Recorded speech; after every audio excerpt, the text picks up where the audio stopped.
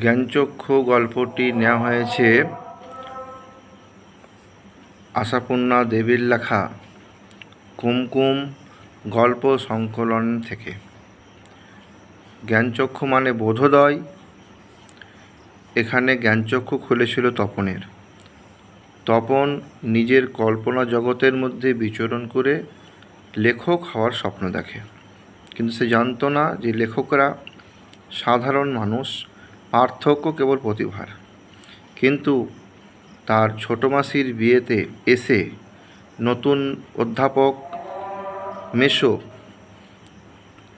তাকে দেখে তপনের জ্ঞানচক্ষু খুলে যায়, কারণ অধ্যাপক মেসো, নতুন মেসো, তিনি লেখালেখি করেন। তখন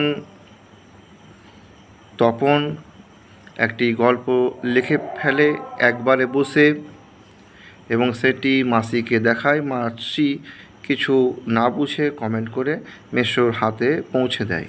মেসো গল্পটিকে সন্ধ্যাতারা পত্রিকায় ছাপিয়ে দেওয়ার আশ্বাস দেন।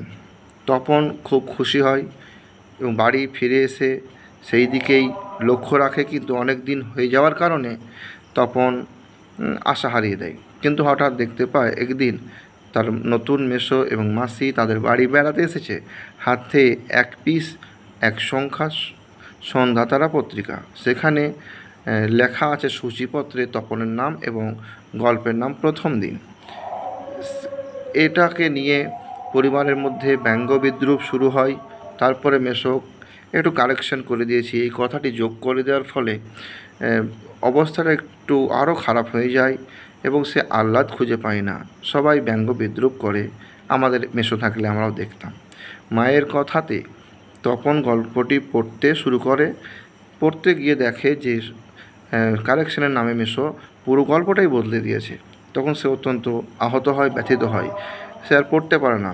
শেষে সে ছাদে চলে যায় এবং কাঁদতে শুরু করে এবং তার আজকের দিনটি তার সবচেয়ে দুঃখের দিন হয়ে যায়। এর থেকে বেদনার আর কিছু হয় না। এবং সে সংকল্প করে যে এবার যদি আমি কোনো লেখা প্রকাশ করি তাহলে নিজে গিয়ে সম্পাদকের অফিসে দিয়ে আসবো। তাতে তার লেখা গল্প ছাপা হোক বা নাই হোক, তাতে কোনো যায় আসে না। এই সংকল্প সে তখন গ্রহণ করে।